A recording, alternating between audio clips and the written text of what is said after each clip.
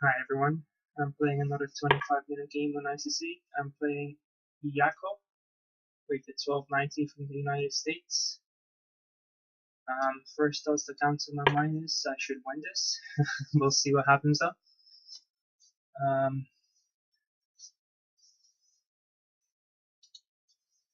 The 25-minute matchup is matching me with pretty low-rated players. I was hoping to do the opposite and match me with high-rated players so I can get better practice, but it is what it is, and we're going to play an Italian game. I have a lot of experience relatively in the Italian game, so I'm happy with his positions. Let's see what he does though.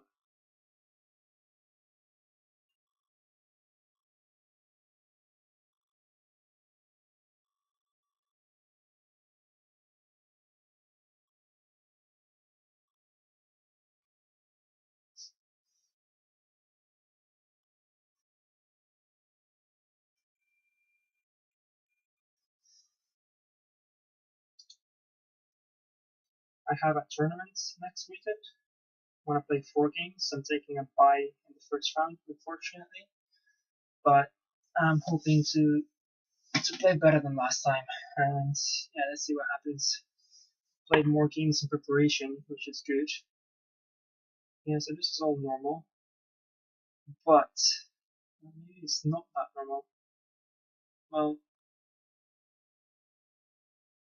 I'm just gonna play d3, I think. I could also play c3 in case he's trying to play bishop to e6. And maybe d4 is possible. Takes, goes back.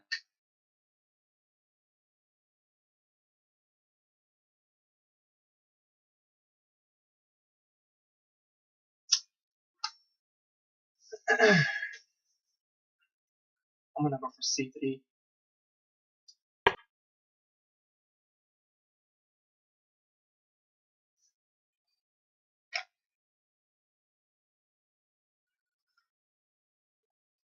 He's not playing the main line of the opening, so usually the second move they develop a knight. So that's why I'm a bit suspicious about d6 not developing a piece, but I think c3 is fine. Okay, so he does that now, and well, now I'm gonna have to play a bit slow, which is okay. I like those kind of positions. Knight d2, knight f1, knight g3. I might play bishop b3 first. Don't really want to trade my bishop.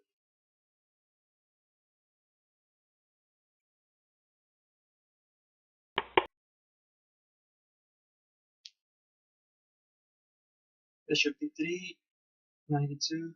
Let's try that. Yeah.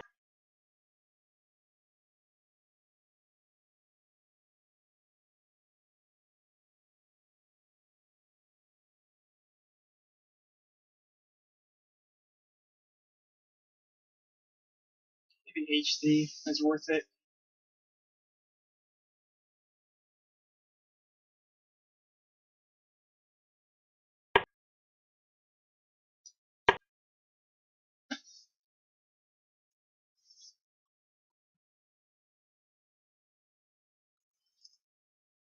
This is why the Italian game is a good opening for beginners, because it's very easy for him to just get a decent position where he's not losing.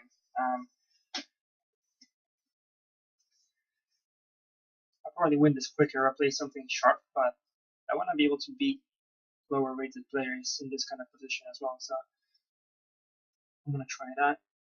I'm gonna play knight to f1, then h3, and knight to g3.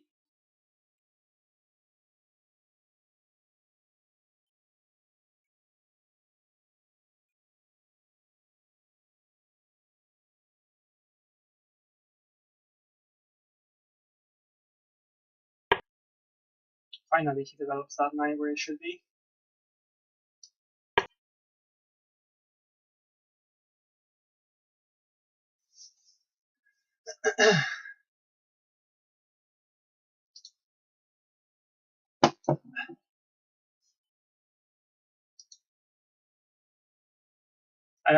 black shouldn't really develop his bishop to g4. I know I don't when I play this variation for black, because if the knight can go to d2, which mine did, it's not really a problem. And now there is no way for him to exploit the fact that this knight is pinned. Not really. C3 is defending d4. Okay, I mean, queen to c7. Slightly unusual. I think usually queen to e7 is what they play, but I think that's fine anyway.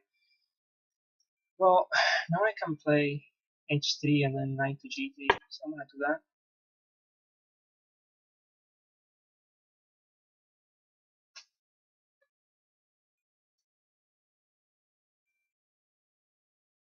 I'm gonna free move this capture in case he wants it. Although is that not the free move? Yeah, it should be.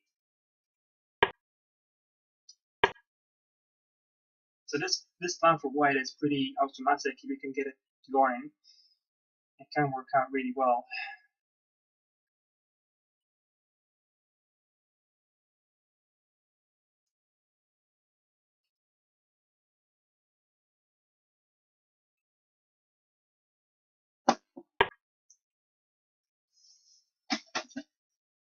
I can play knight to h4 at any point and try and win that bishop. Well, probably should do now. Otherwise, he might run away.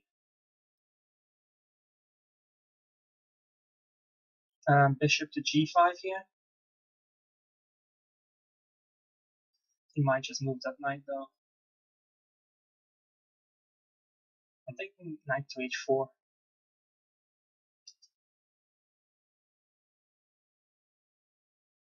Let's go for it. He can bring the queen to f3.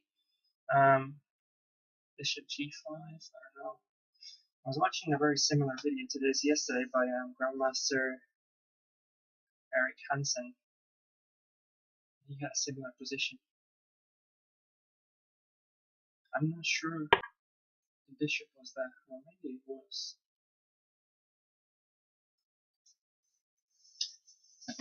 He wants to take back with the knight.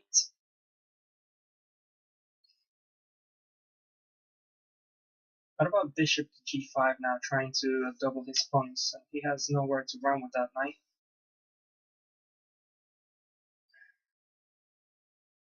He's gonna go to e8. That doesn't look good.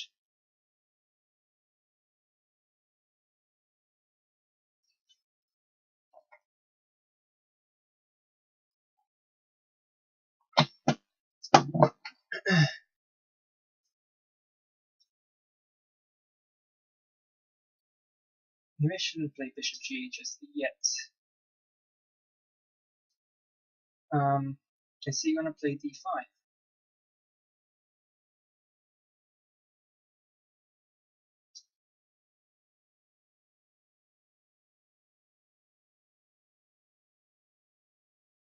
Maybe queen f3? Keep my position flexible. If I want to go queenside, I can.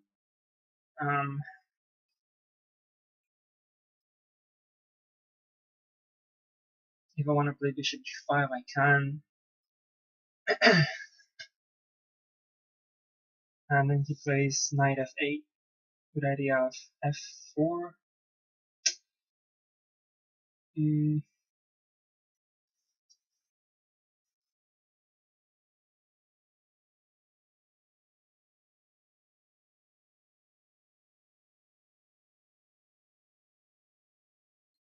Queen f3, knight e8, knight h to f5, knight takes, bishop takes, pawn takes.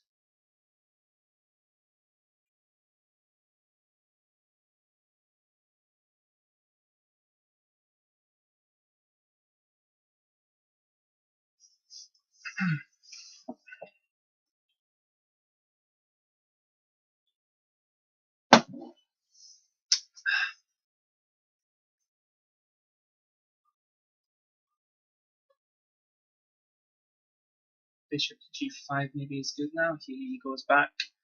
Knight take his knight. Is that worth it?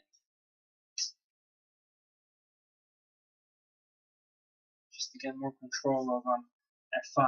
But the whole point of the video yesterday was keep your bishops.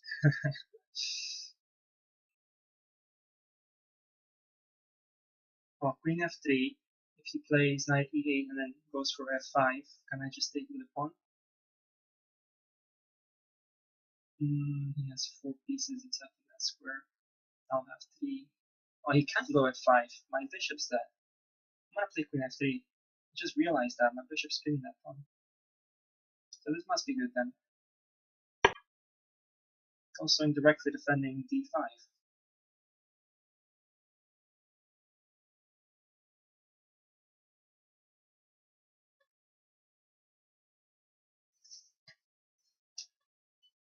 That was a little bit impulsive after I realized his f7 pawn was pinned. Just felt like it's the best move. Well, let's hope it is.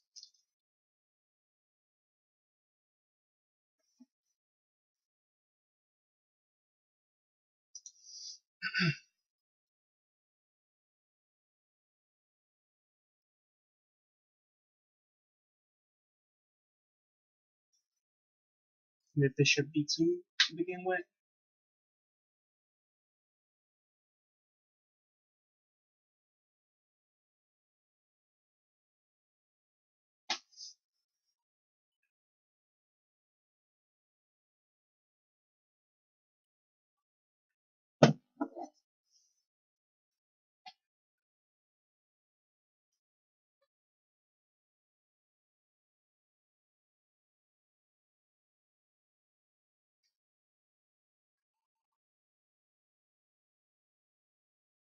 Oh, yeah, maybe bishop d2 just play slow and see what he does, because there's not very much he can do.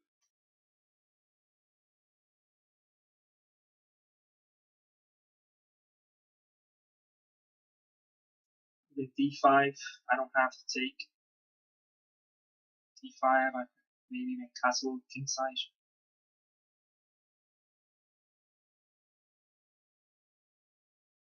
Got to keep in mind that my knight on h4 is loose. Yeah.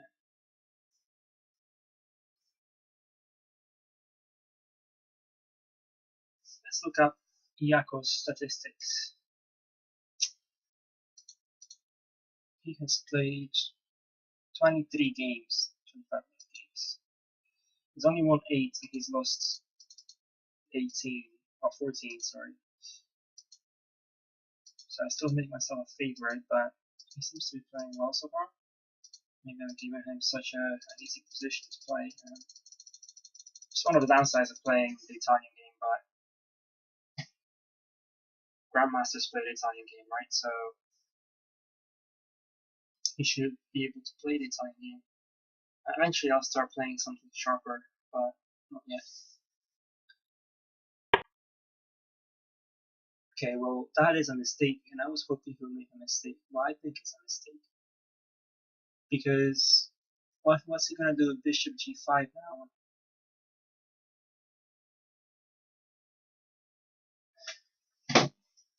Bishop g5, what are you doing? I'm not sure what you're doing, so I'm gonna do it. So giving the bishop away is okay when it's a concrete thing. And, now I'm gonna just take that knight. He's gonna have double pawns next to this king. I got 2 knights nearby. I might, yeah. I mean, actually, I'm gonna win a pawn. Yeah, I mean, that looks. The variations, if he lets me take, look pretty bad for him. Take the knight, he takes back. I take with the queen, and then I'm gonna play knight takes on g6, and then queen takes on g6. That's not looking good for him. He's not gonna get mated, but his king is gonna be very unhappy. So that's a hard thing to see, though. It's not easy to see that when he played rook to e8, oh, my knight on f6 has no squares. That was something I was aware of because I was thinking of attacking it already. And I think his inherent problem in this position is he just hasn't played it before. He didn't know what to do. I think he should have played like d5. I don't know, even like a6, just buy some time. Or rook to d8, actually. Even that. Not rook to e8. That doesn't look good. Rook to d8 would have been fine. Well, let's see how he gets out of this one.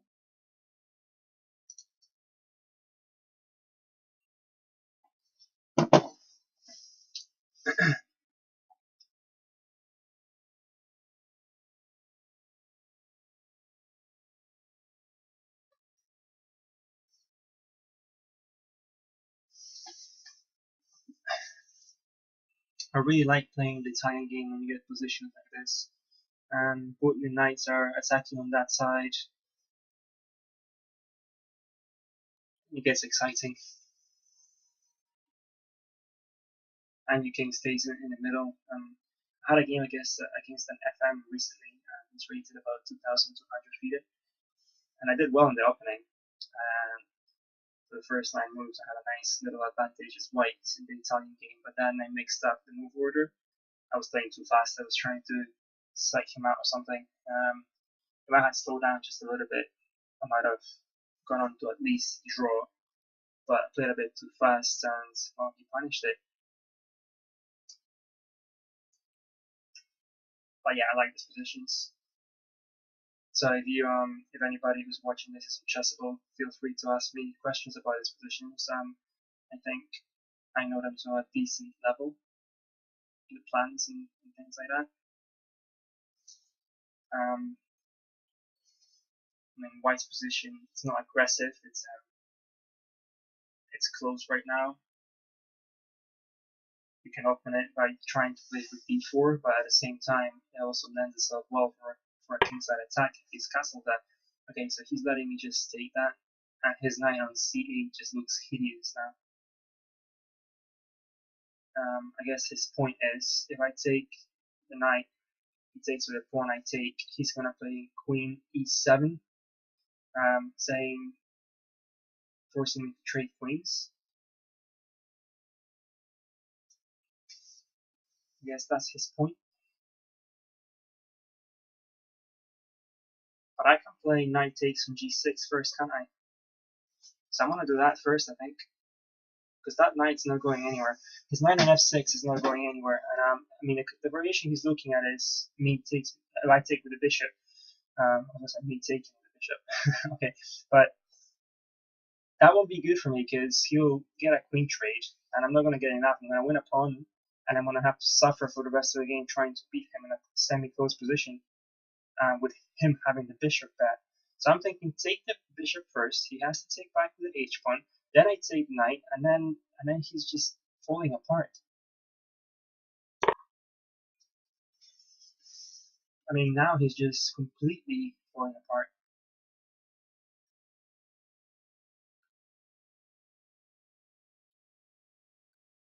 Yeah, this is gonna be game over very, very, very soon. It's gonna actually probably force me. Well, or he's losing a lot of material.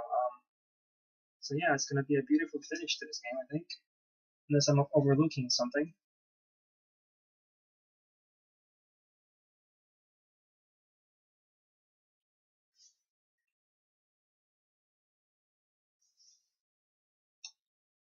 It's funny how a mistake like rook e8, that doesn't look like a mistake, does it? It looks like a normal rook move.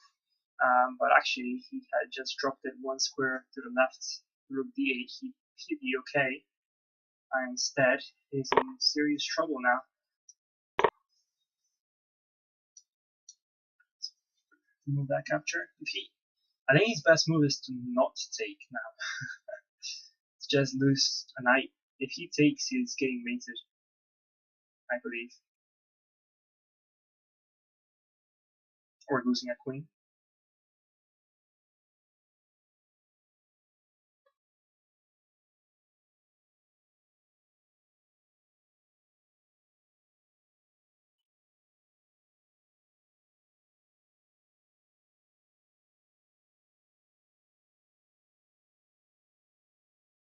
I guess he's not getting mated. He'll have to play like king to h7, and he might be okay. I didn't see that. King to h7. I mean, it looks ugly though. What am I mean, he's probably still going to lose. King to h7, h4, h4, h5. Okay, yeah, he doesn't want to take. I think he could take. Maybe he was somehow surviving with king to h7. Now he's giving me a rook as well. Yeah, because my bishop on b3 is there, so I'm gonna be winning a lot of material. And yeah. Okay, so if you resign, for some reason my rating's gone down, not up, even though I won this. How does that work? It says my rating went from 1752 to 1743. Well, don't get me to play low-rated players if you're just gonna take away my rating. I should have at least won a point, right? Or has it gone up? Was it 1743 before this game? Like this arrow suggests it's gone down. Right, anyway. Thanks for watching. I'm gonna post this together with an analysis, and yeah, see you next time. Bye bye.